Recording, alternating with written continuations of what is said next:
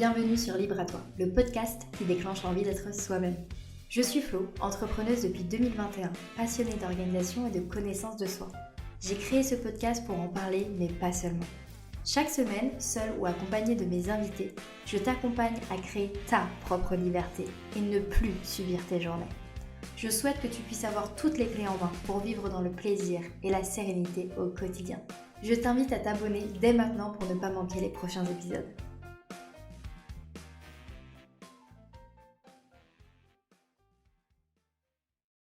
Hello, je suis super contente de te retrouver dans ce petit épisode bonus où je vais simplement répondre à la question que beaucoup d'entre vous m'ont posée, enfin beaucoup, j'extrapole peut-être un petit peu, mais certains d'entre vous m'ont posé sur Instagram, pourquoi est-ce que je change de compte Instagram ?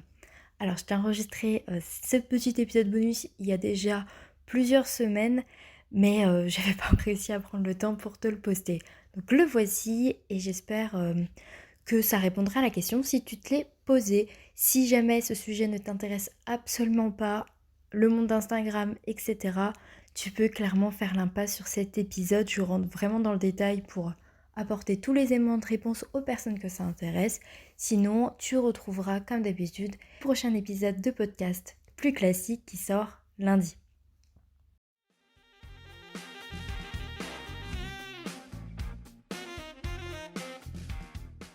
Pourquoi j'ai décidé de recommencer à zéro sur un nouveau compte Instagram alors que celui que j'avais, flow.libre, je l'avais depuis plus de 3 ans. En juin, j'avais fait fêter les 3 ans de ce compte Instagram. Enfin, ça me paraît énorme, mais c'est la réalité. J'avais plus du tout une très bonne relation avec Instagram, clairement.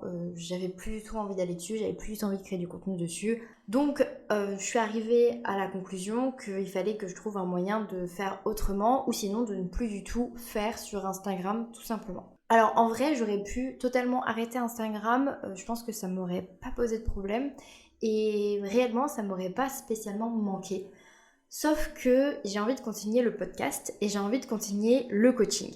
Et sans une plateforme comme Instagram pour communiquer directement avec vous, avec toi, avec mes anciens clients, mes futurs clients, avec mes collègues du coaching ou pour tout simplement peut-être me créer une petite page de communication, Instagram c'est quand même hyper pratique, hyper simple et super accessible. Et finalement en 3 ans d'Instagram en tant qu'entrepreneur, j'ai appris tout un tas de choses et c'est vrai que pareil, j'avais un peu du mal à me dire je mets tout ça à la poubelle et je m'en servirai que pour autre chose, pour un autre travail ou plus tard.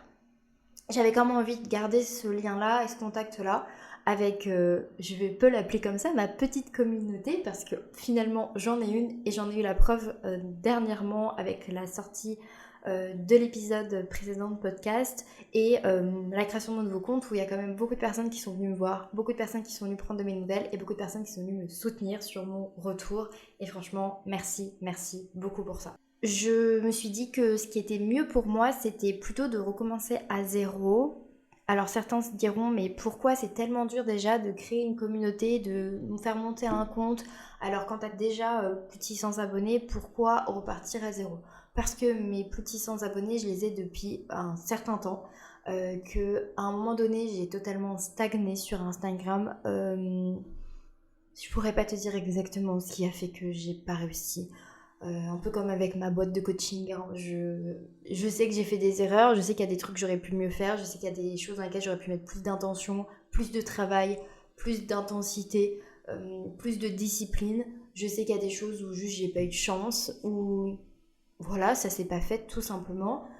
C'est pas très grave, aujourd'hui c'est plus du tout un truc qui va me prendre la tête. En soi, j'ai jamais été hyper attentive sur le nombre de mes abonnés, le nombre de mes likes. J'en ai jamais fait une maladie. Mais c'est vrai que tu te prends un peu une claque dans ton ego quand tu te dis que ça fait plus de 2 ans et demi que tu es sur Instagram et que t'as pas énormément progressé et que t'as des personnes qui débarquent et en 3 mois elles font ce que t'as fait en 2 ans. Et ça fait un peu mal, mais c'est pas grave. En vrai, c'est vraiment pas le plus important dans ma vie d'entrepreneur et dans mes résultats. Mais c'est sûr que ça travaille un petit peu l'esprit. Bon, je suis en train de me disperser encore une fois parce que j'ai pas pris de notes et je me suis pas fait de plan pour te raconter ça, mais on va essayer d'être efficace. Le compte Instagram que j'avais avant, Flow.libre, avant c'était le même compte que j'avais pour mon tout premier projet entrepreneurial qui s'appelle Filante.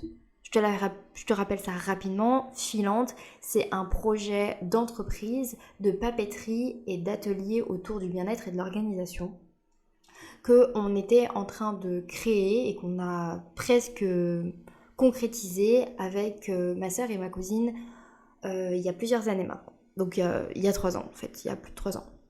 Parce qu'en fait on a créé l'agenda filante, c'était un long projet qui nous a pris 1 an et demi de notre vie presque. Et derrière ça ne s'est pas abouti comme on voulait. J'en ai parlé plein de fois sur le podcast et on te raconte ça avec beaucoup plus de détails sur des épisodes qu'on a enregistrés avec ma sœur Céline. C'est une série de 7 épisodes, tu peux le retrouver facilement sur Libre à toi. Et du coup, quand on a décidé d'arrêter Filante pour que chacune puisse aller faire les projets comme elle l'entendait, étant donné que c'est moi qui m'étais le plus investie sur Instagram, sur la création de notre compte, on a décidé que je gardais le compte et que j'avais juste à changer le nom et à prévenir la communauté que maintenant c'était mon compte à mon nom propre pour mon projet personnel, professionnel. Et donc, je l'ai renommé Flow.libre. À ce moment-là, j'avais environ 300 abonnés, une communauté assez sympathique et assez engagée également. Franchement, c'était trop cool. J'ai beaucoup aimé cette période parce que vraiment, c'était vraiment cool. Et en fait, j'ai gardé cette même base de communauté et après, j'ai changé de direction. Et puis après, j'ai gagné environ 300 abonnés supplémentaires pendant cette période de 2 ans, quoi. 2 ans et demi. Honnêtement, j'ai toujours eu un peu l'impression de traîner quelque chose dernièrement avec ce compte, traîner toutes mes réflexions, tous mes changements de direction, toutes mes prises de décision, tous mes échecs, mes réussites également, mais en fait un peu comme si ce compte était un énorme historique de toutes mes décisions, de tous mes changements, de toutes mes réflexions. Depuis le début, je me suis lancée dans l'entrepreneuriat et aussi avec le projet Filante. Alors en soi, c'est trop bien, c'est trop cool parce que ça me fait énormément de souvenirs et quand je reviens sur ce compte, je me dis waouh, j'ai fait tout ça de chemin, j'ai créé autant de contenu, on a fait tout ça, c'est incroyable. Mais en même temps, c'est un peu comme si ça m'empêchait d'être 100% moi-même et d'exprimer et de partager à 100% ce que je voulais. Je me sentais bloquée, coincée et c'est ce qui fait qu'à plein de moments, j'arrivais même plus à créer du contenu, je pense. Et ça jouait énormément sur ma créativité. Énormément. Cette année, il s'est passé ce qui s'est passé, plein de choses, plein de changements, je dirais même pas des montagnes russes, mais des crashs et des décollages. J'ai bougé dans ma tête, j'ai évolué, j'ai changé d'avis sur certaines choses, j'ai gagné en expérience, en connaissance encore, et j'avais vraiment envie de pouvoir repartir sur une feuille vierge tout en gardant avec moi certaines choses, mais sans leur laisser tout leur passé, toute leur empreinte. Je suis revenue sur ce compte-là avec le même nom, avec une même envie, mais en le faisant totalement différemment. Voilà, j'ai changé mon identité visuelle, j'ai changé ma façon dont je vais partager les choses et je suis trop contente de me donner cette occasion-là et cette opportunité d'exprimer ma créativité différemment. En fait, c'est ça, sur ce compte Instagram, j'ai envie de redevenir créatrice de contenu à son sens premier. J'ai envie de créer, de découvrir ma manière de créer autrement et peut-être qui me ressemble beaucoup plus et pas seulement en suivant les règles de stratégie de l'entrepreneur sur Instagram en fait. J'ai envie de juste m'éclater. Avant, j'avais un compte Instagram personnel sur lequel je postais des photos que je trouvais très belles, des photos dont j'étais fière, des photos où je me trouvais moins jolie. Voilà, un peu comme plein de gens ont leur compte des belles photos qu'ils apprécient, qu'ils ont envie de partager avec leurs proches. À partir du moment où j'ai créé mon compte Instagram professionnel, j'ai totalement abandonné mon compte personnel et en fait, une partie de moi et de ma façon de m'exprimer et d'être créative s'est arrêtée à ce moment-là. Moi, j'écris, j'écrivais, mais j'ai envie de reparler au présent. Et sur mon compte Instagram, je partageais des petits bouts de ma prose. Et là, en fait, je le faisais plus du tout. Et c'est pour ça que j'ai créé ce nouveau compte, pour me dire que c'est pas simplement un changement de direction sur mon ancien compte professionnel. Là maintenant, c'est un nouveau compte qui allie ce que j'ai envie de faire dans mon entrepreneuriat et dans ma façon de communiquer et de partager avec ma communauté, et aussi la Flo qui a juste envie d'être créative et de partager des belles photos de ses voyages, d'elle-même, des bouts de sa prose, tout en continuant à partager autour des sujets qui me passionnent en fait.